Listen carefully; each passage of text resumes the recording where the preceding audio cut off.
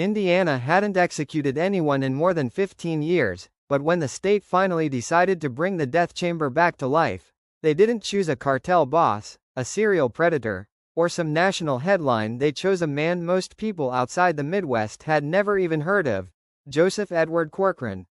To some, he was the embodiment of evil. To others, he was a shattered mind the system abandoned long before he ever pulled a trigger. And when his final moment came, strapped to a gurney under fluorescent lights, his last words weren't an apology, a confession, or even a plea. They were something far colder.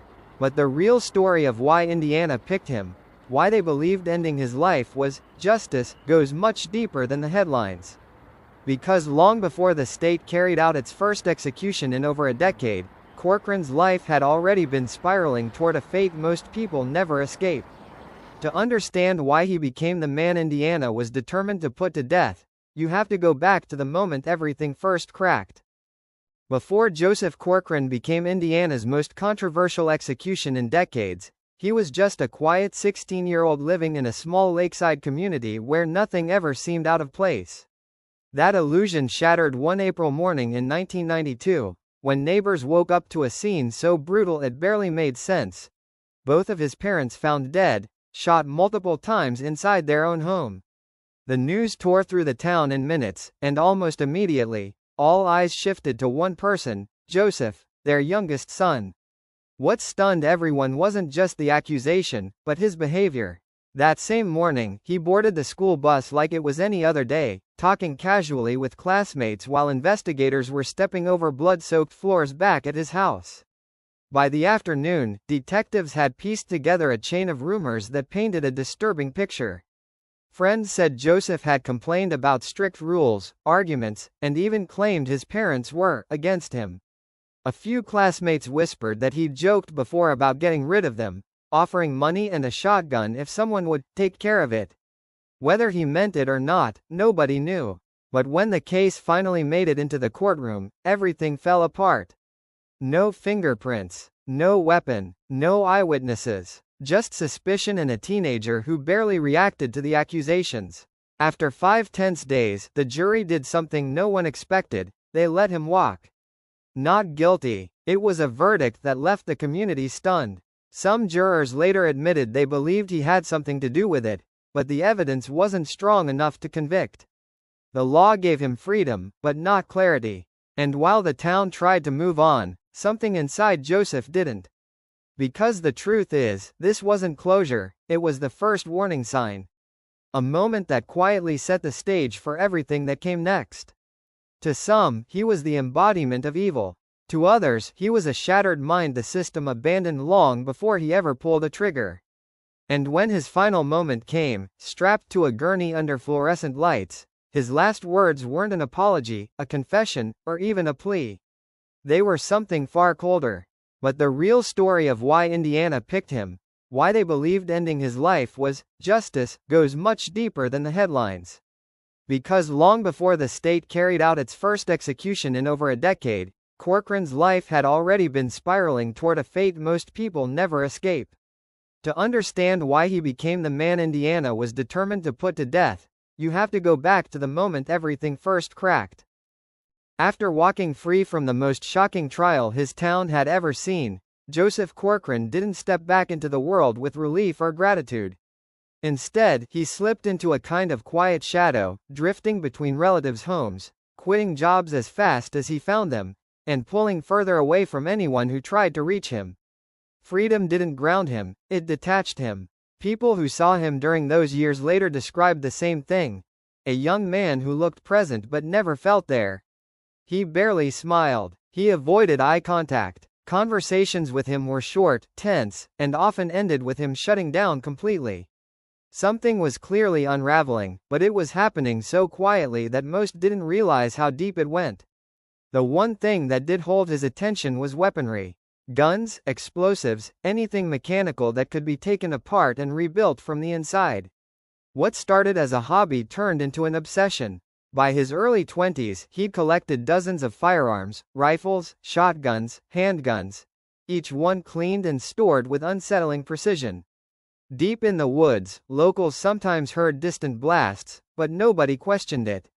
Out there, noise disappeared, and so did Joseph. Meanwhile, his mind was twisting inward. He started believing people whispered about him behind his back.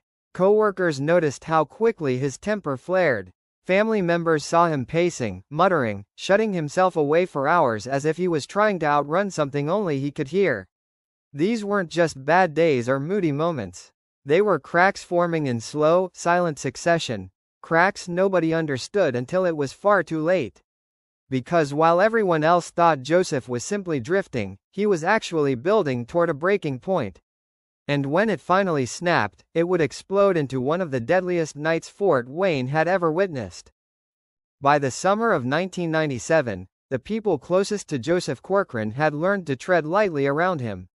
His moods changed fast, his paranoia hit without warning, and conversations that started normal could spin into accusations nobody understood.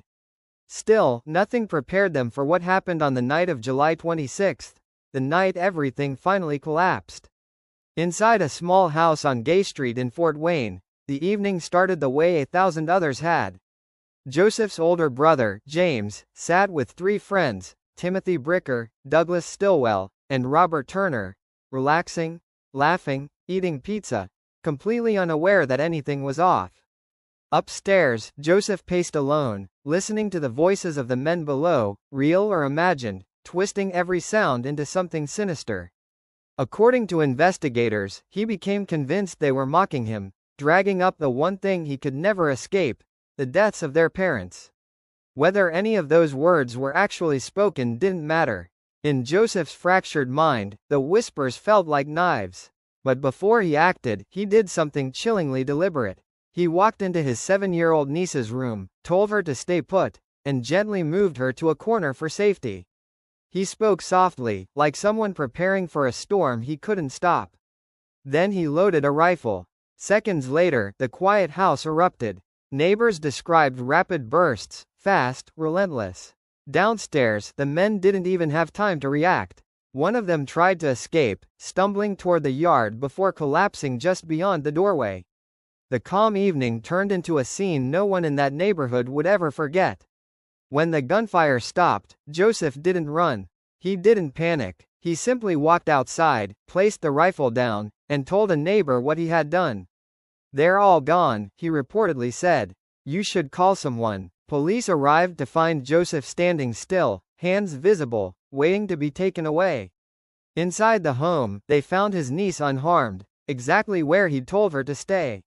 In the attic, they discovered more than 20 firearms, an arsenal that made the night feel less like a sudden outburst and more like a breaking point years in the making. Fort Wayne had never seen anything like it. A man once cleared of taking 2 lives was now accused of taking 4 more, including his own brother. And the question that echoed through the city wasn't just what he'd done, but why his mind had snapped so completely. But the darkest part of this story wasn't the crime. It was what happened next, inside a courtroom where Joseph's sanity, his fate, and the truth behind those voices were all put on trial. 2 days after the shootings, 22-year-old Joseph Corcoran walked into court for the first time, calm, blank-faced, and giving prosecutors nothing to work with except the chilling facts of the crime. The charges against him were the most severe Indiana could bring. 4 counts of murder, each one carrying the possibility of a death sentence. From the very beginning, the courtroom felt divided. Prosecutors painted Joseph as a man who knew exactly what he was doing, a calculated execution carried out with precision. They argued he wasn't reacting to imagined threats or losing control. He was eliminating people he believed had disrespected him, including his own brother. But his defense team told a very different story. They said Joseph wasn't driven by hate. He was driven by a mind collapsing under years of untreated paranoia. They brought up the warning signs people had ignored, his isolation, the voices he claimed to hear, the fear that everyone around him was plotting against him. To them, this wasn't cold-blooded violence. It was a man drowning in delusions no one bothered to understand. Witness after witness took the stand. Family members described the emotional distance, the sudden anger, the unpredictable behavior that had shadowed him for years. Investigators admitted he showed almost no emotion after the shootings, as if he'd already detached from reality. And the most heartbreaking testimony came from his 7-year-old niece, quiet, confused, telling detectives how her uncle tucked her away just before the gunfire started. Despite all of it, the state psychiatrists concluded that Joseph still understood right from wrong. And in Indiana, that single distinction was everything. When the verdict finally came down in May 1999, the courtroom froze. Guilty on all 4 counts. 2 days later, the jury made their recommendation: death, unanimous. Even those who believed Joseph was mentally unstable agreed that what happened in that house was beyond forgiveness. Judge Fran Gull delivered the sentence formally that August. She spoke directly to Joseph, saying his actions showed intent and awareness, and that the law demanded the ultimate penalty. For the first time in his life, Joseph Corcoran's fate seemed final. But the reality was much more complicated. This sentence wouldn't be the end. It would become the spark for a legal firestorm that dragged on for decades, one that forced Indiana courts to repeatedly question not just Joseph's sanity, but the system itself. Because the fight over his life was far from over. In fact, it was just beginning. Joseph Corcoran's death sentence was supposed to bring closure, but instead it launched Indiana into one of the longest, most tangled legal battles in the state's history.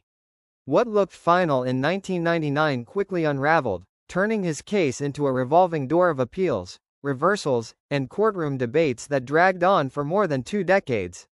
The first shock came just a year after sentencing, when the Indiana Supreme Court vacated his death penalty, arguing that the trial judge had relied on improper factors during sentencing.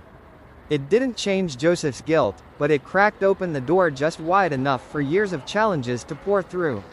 In 2002, the case returned to Judge Gull, who reviewed the evidence again and reached the same conclusion: Joseph had acted with intent.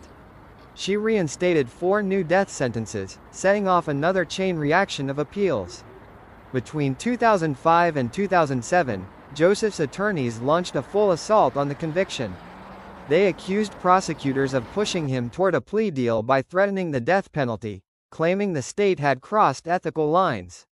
For a moment, it looked like they had won, because in 2007, a federal judge agreed and threw out the death sentence again. But that victory was short-lived. In 2008, the 7th Circuit Court of Appeals reinstated it once more, ruling the prosecution had acted within its authority. The back and forth felt endless, with every court ruling followed by another challenge, another hearing, another round of arguments about whether Joseph's mind made him unfit to die, or whether his crimes outweighed every other consideration. Even the U.S. Supreme Court stepped in not once, but twice, ordering lower courts to re-examine parts of the case. Yet each time, after the dust settled, the death sentence remained standing. Judges acknowledged he lived with delusions, heard voices, and fought battles no one else could see, but legally, he was still considered responsible for his actions. By 2016, almost 20 years after the murders, the final gavel came down. The Supreme Court declined to hear his last petition. Joseph Corcoran's legal avenues officially ran dry. But even then, the state still couldn't carry out the sentence. Indiana had gone years without the necessary drugs for lethal injection, and executions had quietly stalled. Joseph remained on death row, locked in a cell with nothing but time, while the justice system that condemned him sat frozen. What no one knew then was that Indiana was already preparing to restart what it had paused. And when the death chamber finally opened again, the state had only one name at the top of the list. For more than a decade, Indiana's death chamber stood silent. Executions had ground to a halt, not for lack of convicted criminals, but because the state simply couldn't get its hands on the drugs it needed.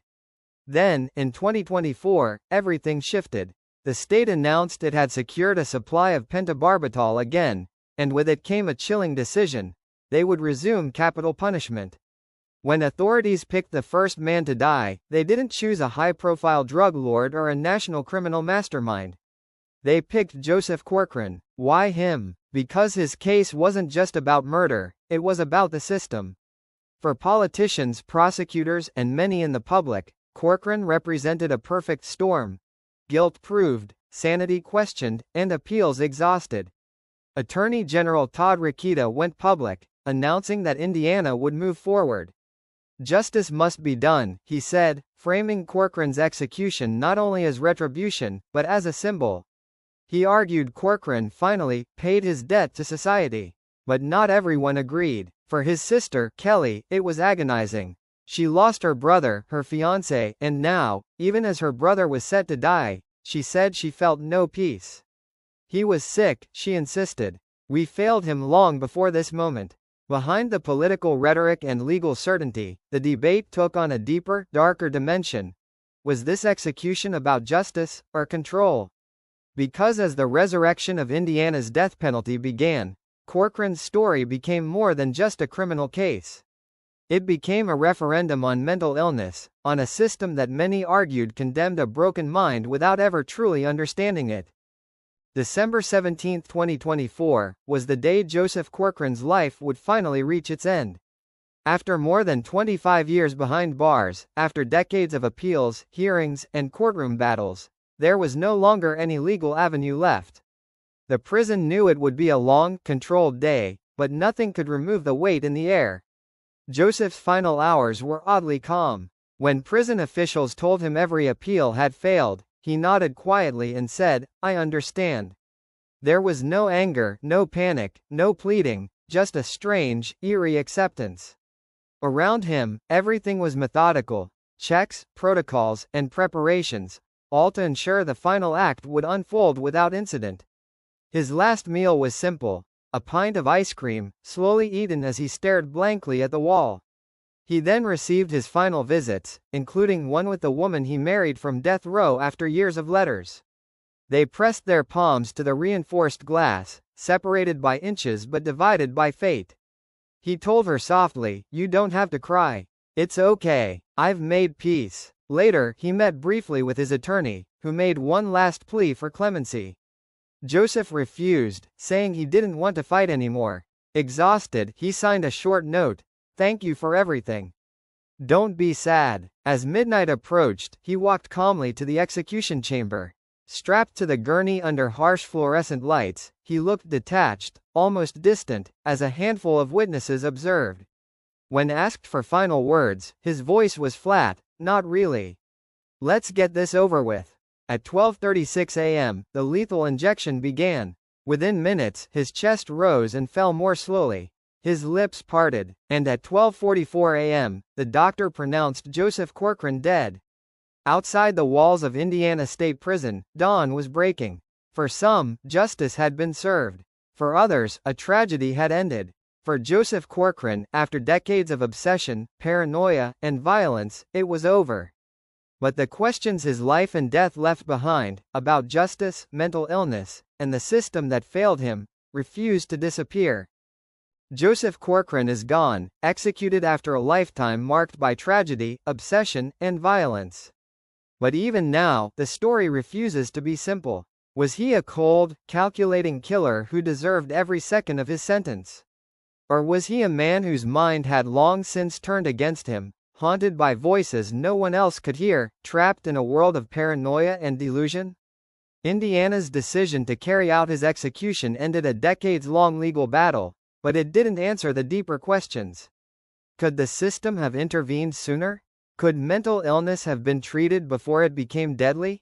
And for the families left behind, does punishment ever truly bring closure, or just reopen old wounds? Joseph Corcoran's life, his crimes, and his death force us to confront uncomfortable truths about justice, mercy, and the limits of human understanding. In the end, his story isn't just about one man. It's a mirror reflecting the fragile line between guilt and madness, between law and compassion. And that question, the one that lingers long after the last gurney is cleaned and the prison doors close, is one we may never fully answer.